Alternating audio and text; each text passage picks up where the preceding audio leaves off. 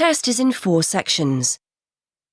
At the end of the test, you will be given 10 minutes to transfer your answers to an answer sheet. Now turn to Section 1.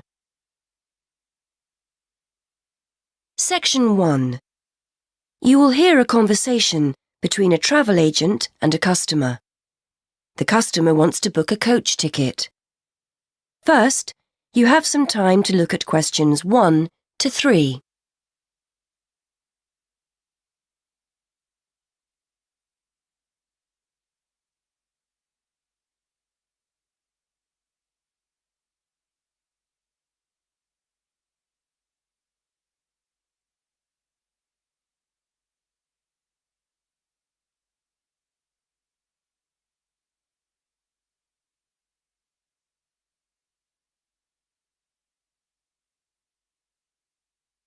You will see that there is an example that has been done for you.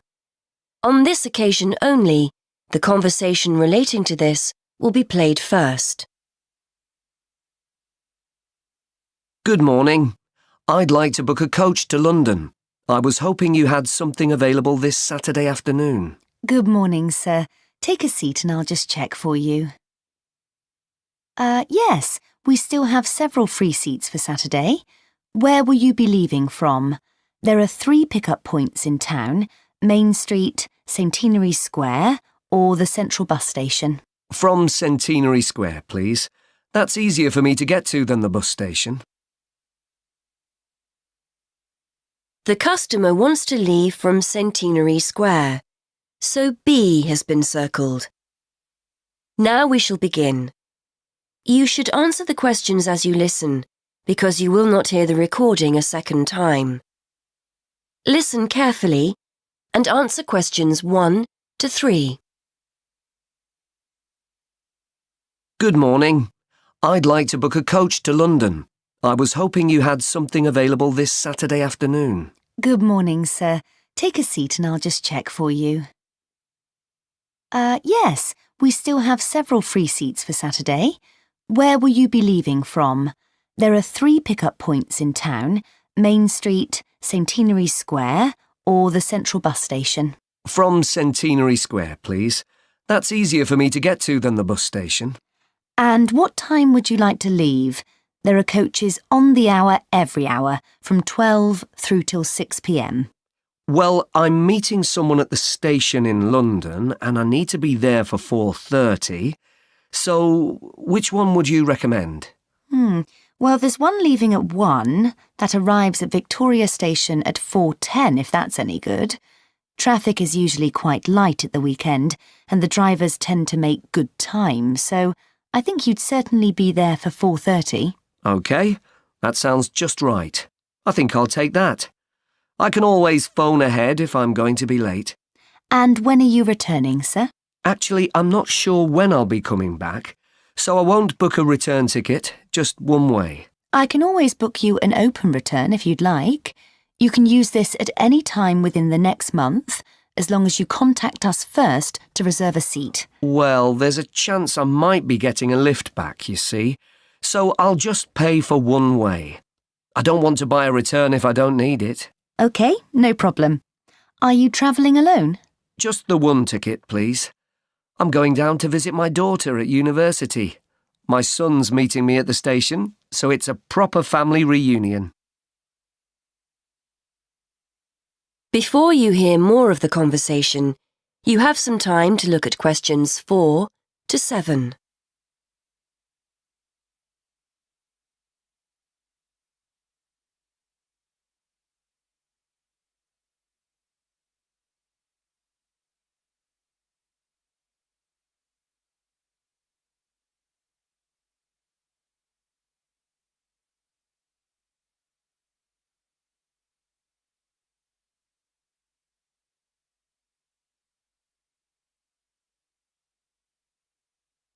Now listen and answer questions 4 to 7.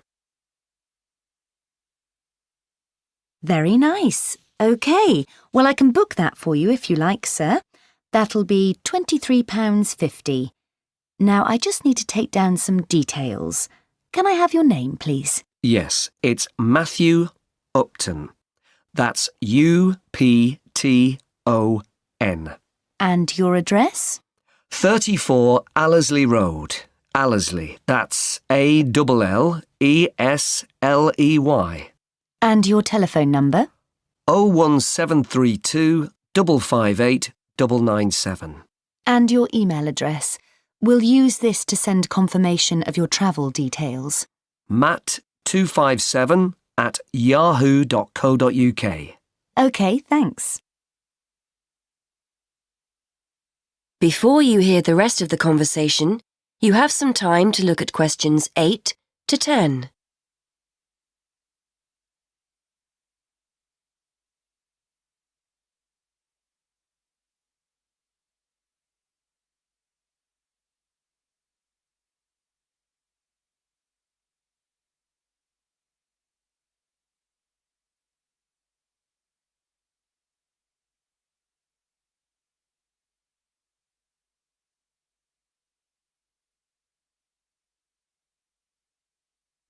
Now listen and answer questions 8 to 10.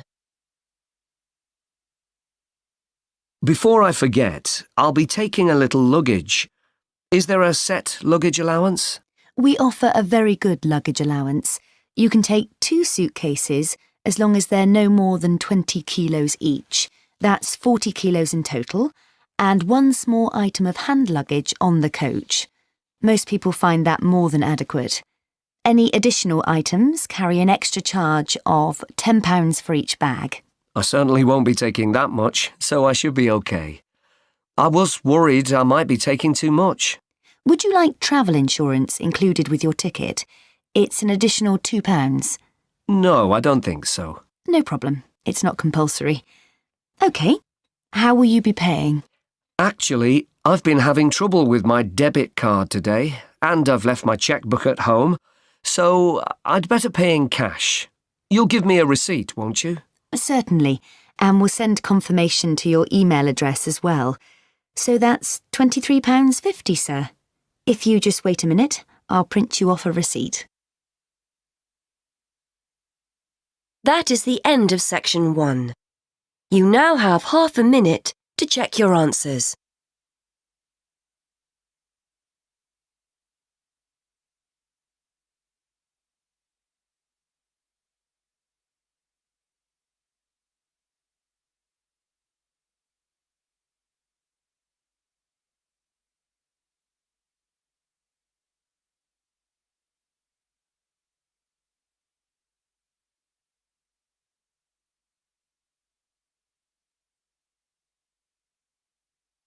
Now turn to section 2.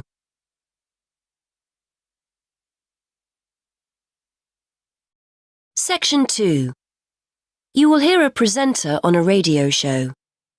The presenter is talking to the manager of a local library. First, you have some time to look at questions 11 to 13.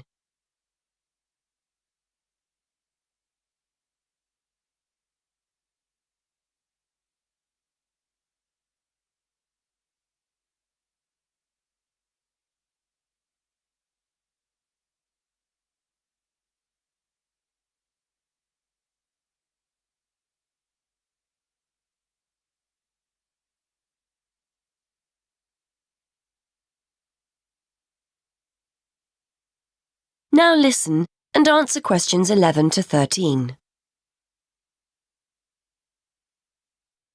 And welcome back to the programme. Today I'm talking with Mary Littlejohn from Mere Green Library. As you'll all know, we've sadly been without our local library for the past 3 months. But the good news is that it's about to open again. Great news, Mary. It certainly is, Jonathan. Despite the fact that money's in short supply, I think visitors will be pleasantly surprised at how different and hopefully better everything is. Fortunately, we didn't need to replace the roof as we'd originally feared. It just needed repairing, so we were left with more money than we expected. We've been able to replace all that old wooden shelving with a more modern style.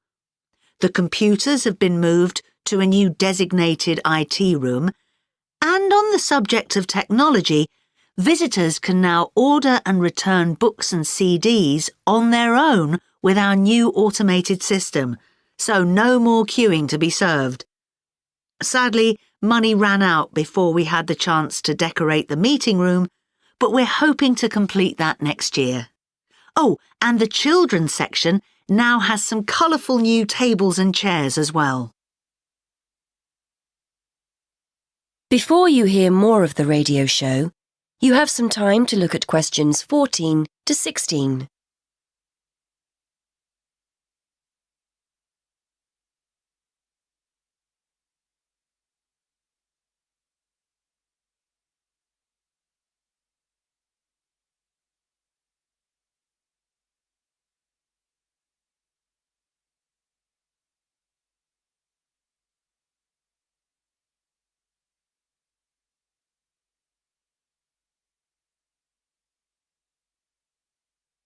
Now listen and answer questions 14 to 16. That all sounds fantastic. So, are you having a big reopening party? Well, the doors open on the 28th of August and we'll be serving tea, coffee and sandwiches at 12:30. Then we get down to business in September.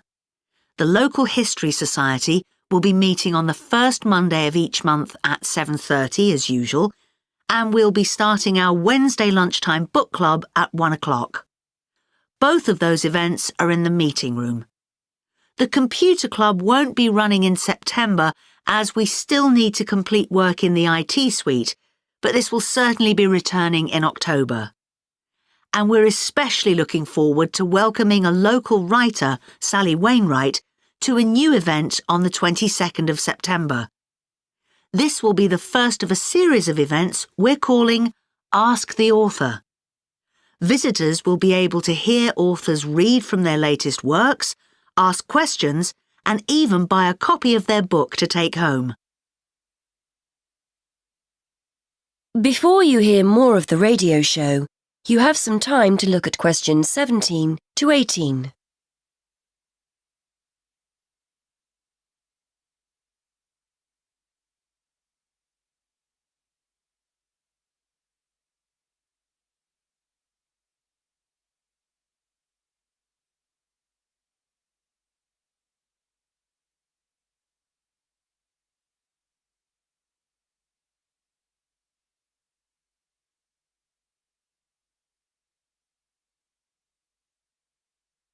Now listen and answer questions 17 to 18.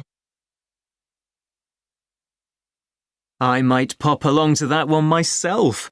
Now, I understand you also have a request. Yes, that's right.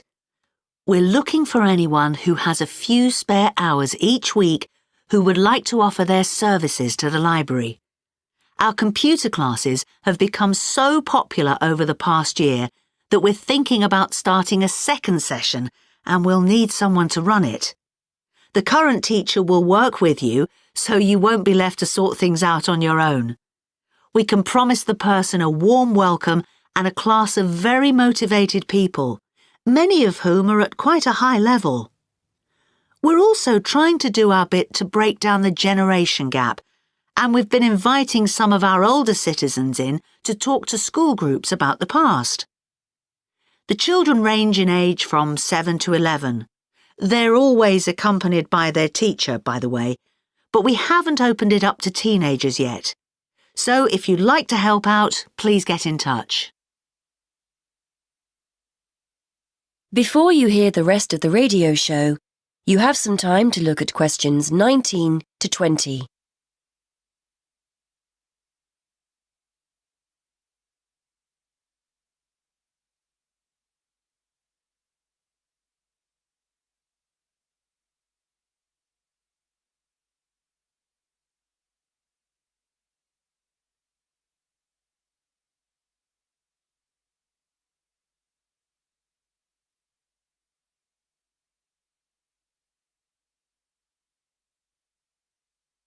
Now listen and answer questions 19 to 20.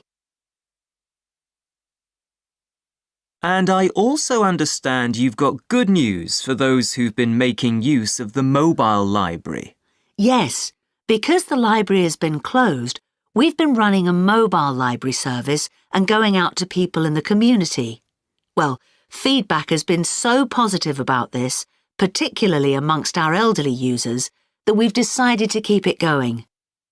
Users can reserve books if the bus doesn't have anything that they feel like borrowing. There's a computer on board with access to the library database, so the librarian will be able to reserve one for you. Unfortunately, we don't stock newspapers or magazines on the bus, as these tend to be for reference purposes only and can't be taken away. We're also pleased to be working with the local council, who've agreed to send someone from the community office on the bus. They'll be able to help you with any local issues you may have. Well, many thanks, Mary. I'm sure our listeners will be delighted to hear the service is fully up and running again. That is the end of section 2. You now have half a minute to check your answers.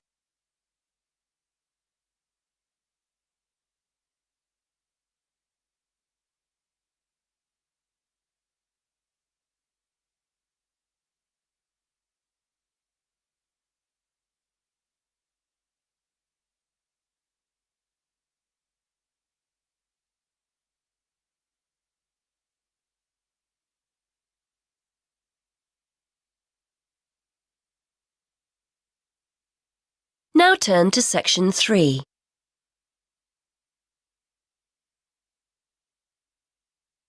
Section 3. You will hear a conversation between a university tutor and a student about a jobs fair. First, you have some time to look at questions 21 to 23.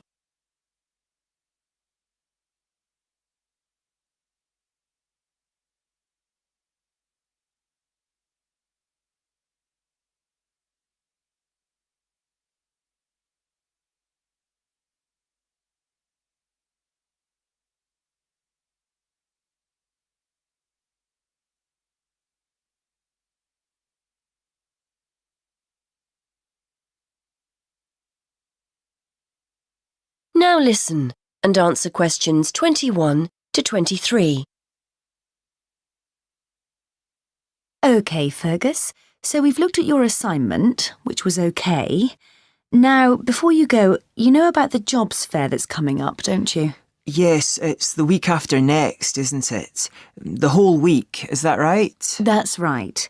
Monday through to Friday. I'd suggest making sure you get along there on Tuesday and Wednesday. Engineering companies tend to be more prominent then, rather than on Monday or the end of the week. Yes, I've got the programme for this year, and it looks like those days will be best for me. I'm only in my first year, so I'm not expecting too much from the day.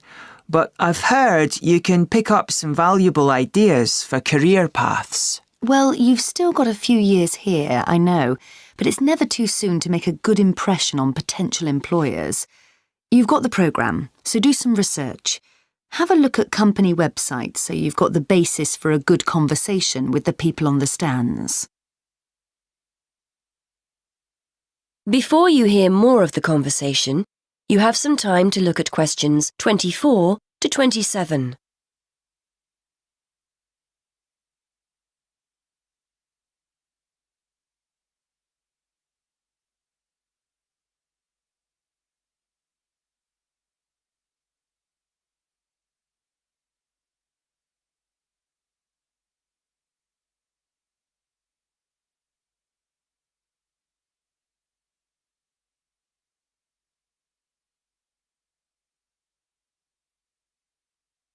Now listen and answer questions 24 to 27.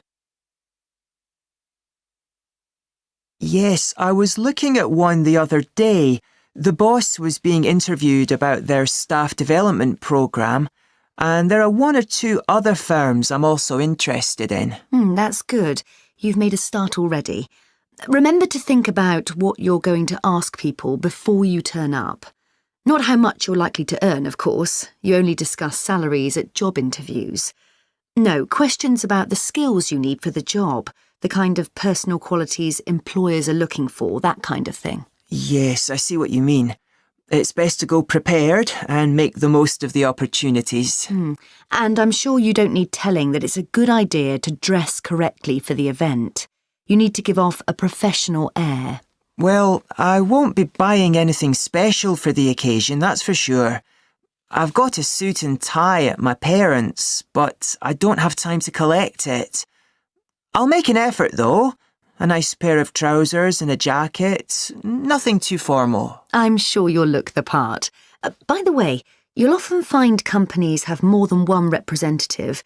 Maybe someone from marketing handing out free gifts, someone who'll explain the interview process, an ex-student who now works for them, that kind of thing. Try and direct your questions towards the best person. Yes, that's a good idea. I'd certainly be keen to talk to any ex-students that are around. Before you hear the rest of the conversation, you have some time to look at questions 28 to 30.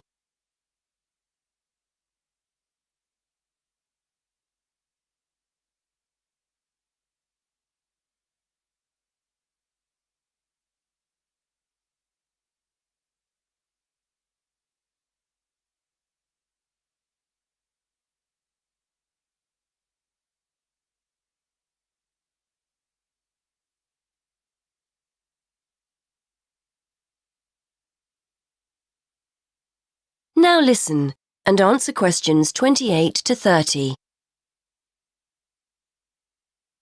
I'm sure you'll find the whole thing really useful. It's important to go to these events, and we always get great feedback from students who've attended. As long as you go with the right expectations. It's unlikely you'll come away with the promise of a job, of course. It's more about discovering what companies are looking for in potential employees. Yes. Plus, they're a great opportunity to practice things like networking, meeting new people, talking about yourself and what you do. Do you know what I mean? Definitely, yes. There will be several high-profile companies in the engineering sector, and you'll have the chance to get to know some useful people. If they give you their card or contact information, make sure you keep it safe. It's a sign they like you and want to keep in touch. That is the end of section 3. You now have half a minute to check your answers.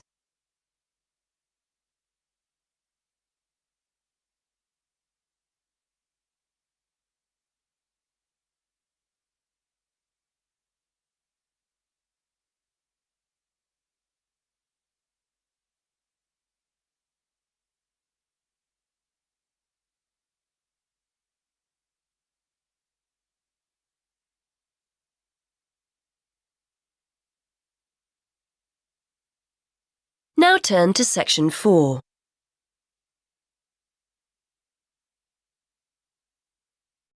Section 4. You are going to hear a lecturer giving a talk on archaeology. First, you have some time to look at questions 31 to 33.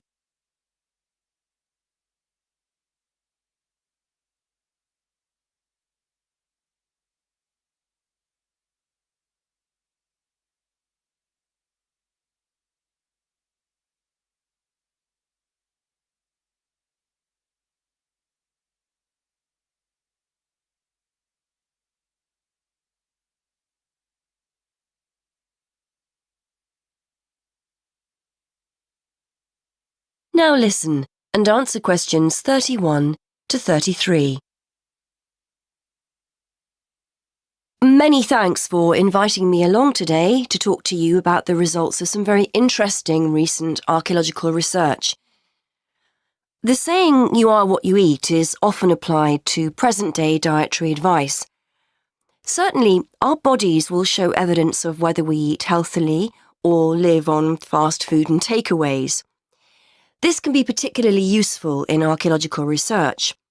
Through a careful analysis of the ancient bones of our ancestors, we can tell a great deal about their diet and the way they lived. I'd like to talk to you today about some research into the early settlers of some remote tropical islands in the Pacific. When these people travelled to these new lands, 3,000 years ago, they had to bring along all the resources they needed for survival, including food, plants and animals from their original homes. One such group were the Lapita people, who were early settlers of remote Oceania, several islands in the Pacific. When the Lapita set sail for the island Vanuatu, they brought with them domestic animals and crop plants. This allowed them to settle in an area where no humans had previously lived and that had limited natural resources. Archaeologists have been keen to discover to what extent these settlers and their domestic animals relied on the resources they'd brought with them compared to the native plants and animals they found on the island. Before you hear more of the talk, you have some time to look at questions 34 to 37.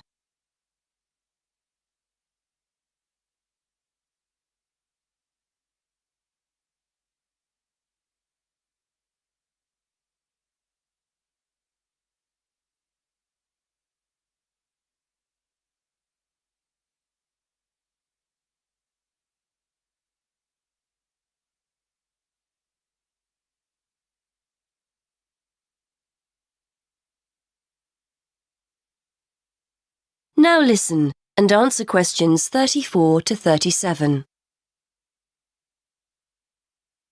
In order to try and understand the diet and lives of the Lapita people, archaeologists analysed the chemical composition of the bones of 50 adults excavated from the Lapita cemetery on Efate Island, Vanuatu.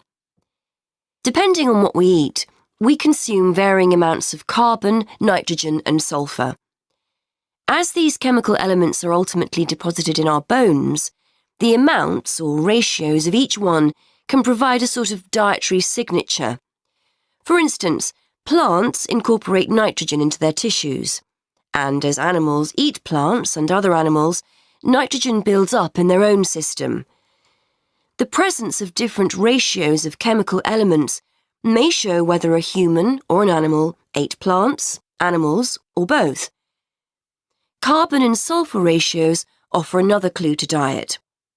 Carbon ratios, for example, differ between land and water organisms, as do sulphur ratios, the values of which are much higher in aquatic organisms compared to land-based organisms.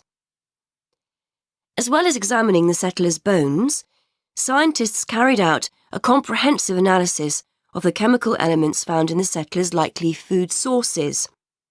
This included modern and ancient plants and animals. They found that early Lapita inhabitants of Vanuatu may have searched for food rather than relying entirely on food they'd grown themselves during the early stages of colonization. In the longer term, they probably did grow and consume food from the resources they'd brought with them, but early on, they appear to have relied as much on a mixture of fish, marine turtles and fruit bats, as well as their own domestic land animals. Before you hear more of the talk, you have some time to look at questions 38 to 39.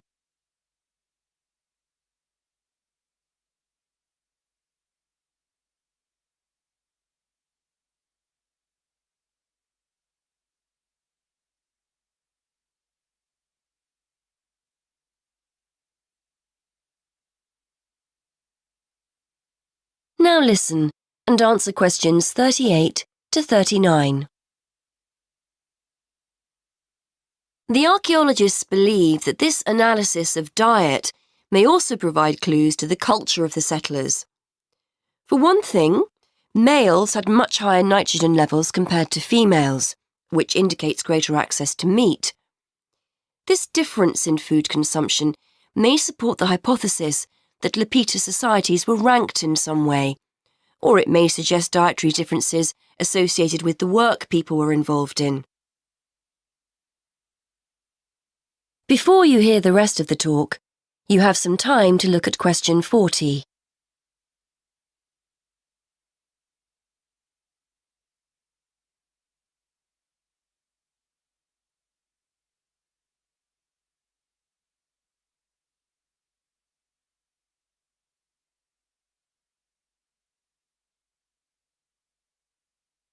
Now listen and answer question 40.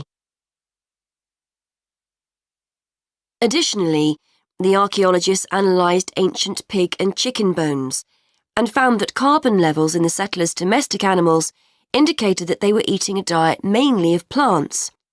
However, their nitrogen levels indicate that they may also have roamed freely, eating food such as insects. This would have allowed the Lapita people to keep food resources that were in short supply for themselves, rather than feeding them to their domestic animals. That is the end of section 4. You now have half a minute to check your answers.